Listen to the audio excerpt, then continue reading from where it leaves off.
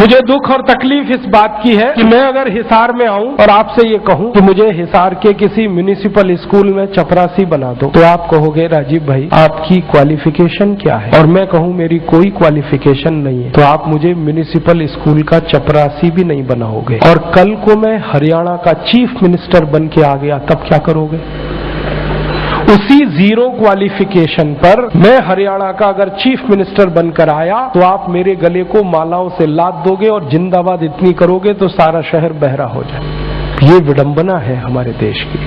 जिस व्यक्ति को मिनिमम क्वालिफिकेशन के आधार पर किसी स्कूल का चपरासी नहीं बनाया जा सकता, वो व्यक्ति मुख्यमंत्री हो सकता है, राज्यपाल हो सकता है, प्रधानमंत्री हो सकता है, राष्ट्रपति हो सकता है। विडंबना इस देश की पता है क्या है? जिस व्यक्ति ने जिंदगी में कभी खेत में हल नहीं जोता वो कृषि मंत्री। सालों साल इस देश में शिक्षा मंत्री ऐसे लोग रहे जो कभी स्कूल नहीं गए पढ़ने के लिए। मैं बस नाम नहीं ले रहा हूं, बाकी आपको सब पता है। इस देश में एक व्यक्ति ने जिंदगी में कभी चाय की दुकान नहीं चलाई, वो देश का वर्षों वाणिज्य मंत्री रहा जिसने दुकान नहीं चलाई कभी।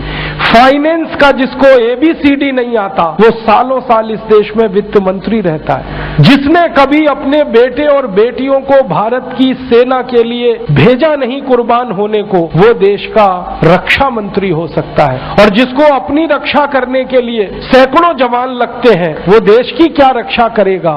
सोचो आप। जिस व्यक्ति को जिंदगी में कभी विज्ञान और तकनीकी का अंतर पता नहीं है वो साइंस और टेक्नोलॉजी का मंत्री हो सकता है, और जिसको इनमें से कुछ भी पता नहीं है वो प्रधानमंत्री हो सकता है। इससे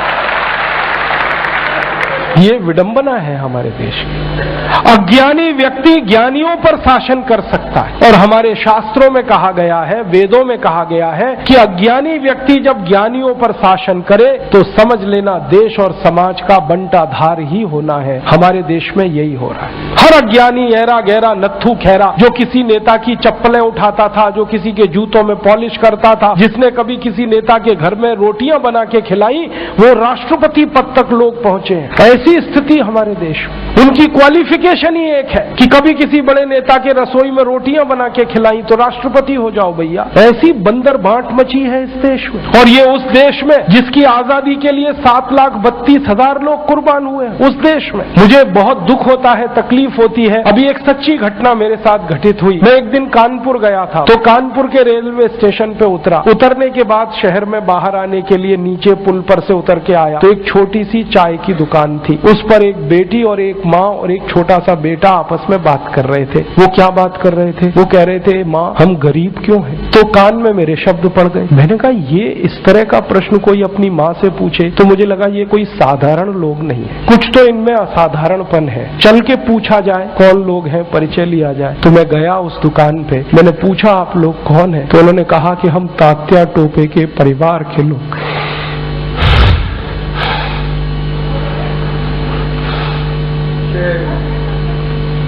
हमारे देश में तात्या टोपे के परिवार के लोगों को चाय बेचनी पड़ी और गद्दारों को सिंहासन मिले। ऐसा ये देश हो गया। जिन लोगों ने तात्या टोपे को मरवाया था वो इस देश में मुख्यमंत्री रह चुके हैं, आपको मालूम है। और एक एक राज्य के नहीं, 2-2 राज्य के मुख्यमंत्री रह चुके हैं। तात्या टोपे का गुप्त पता जिन गद्दारों ने अंग्रेजों को बताया था, उस खानदान के कई लोग इस देश में मंत्री रह चुके हैं। झांसी की रानी लक्ष्मीबाई को जिन्होंने मरवाया था वो इस देश में मंत्री रह चुके हैं। और तात्या टोपे जिन्होंने जवानी लगा दी देश के लिए, उनके परिवार के लोग चाय बेच रहे हैं। ये देश है और ये अब बर्दाश्त नहीं होता, और ये बर्दाश्त होना भी नहीं चाहिए किसी को। सारे देशभक्त हमारे वीडियो को लाइक, शेयर और हमारे चैनल को सब्सक्राइब करें। जय हिंद।